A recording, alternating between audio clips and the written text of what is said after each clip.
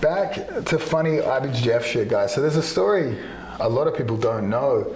A lot of people don't remember this figure. So Bill Cooper, if we rewind back to 2004, 2005, around that time, a time when a lot of jiu-jitsu, probably a lot of listeners weren't even fucking alive, unfortunately. We know our age range. So does a lot of creepy Brazilian professors do as well, unfortunately.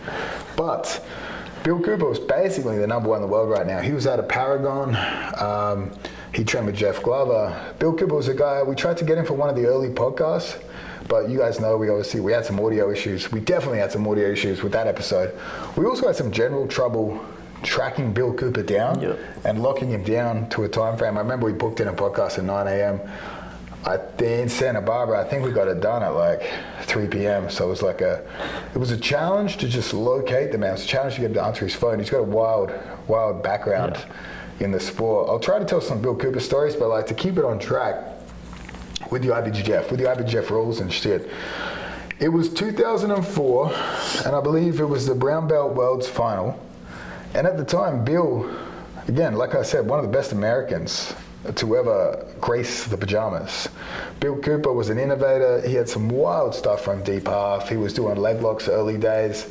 Just absolute weapon. If you guys don't know who I'm talking about with Bill Cooper, go on YouTube, look up his match in the gi against Cyborg. It was back at a time where Cyborg looked more like a human being than the thing from Fantastic Four.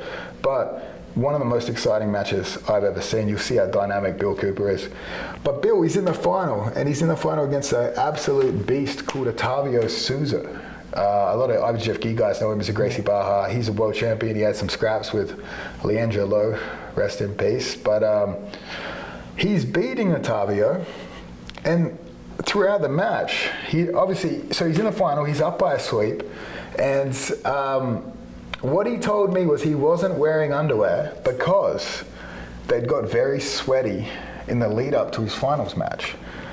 Unfortunately for him, the referee notices he's not wearing any underwear, disqualifies him. And at the time, I think he would have been maybe the first American to actually win gold in a Pan Am's like high belt division tournament like that.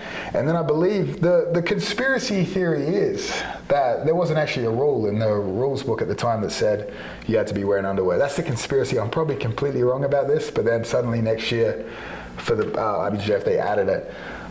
Again, at that time, there was no berimbolo, so the guys weren't grabbing each other's pants as much. So you could probably get away with letting a bit of butthole out back then. Probably a good rule, now that you think about it. It is a good rule. It is a good rule. I'm not saying it's a bad rule, but Bill Cooper was on a path to glory. Luckily, they had a revenge.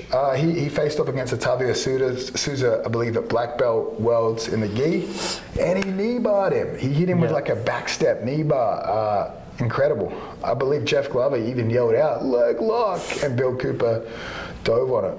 But Bill's got a bit of a wild story. I remember I trained with him in Louisiana one time. Strangely, it was me, Ben Eddy, and Bill Cooper, and he was telling me why. He was telling me, so EBI, Bill competed, he made it all the way to the finals against Eddie Cummings. He got heel hooked pretty quick in the finals, but he had a crazy run. He beat Gio Martinez in overtime with an armbar.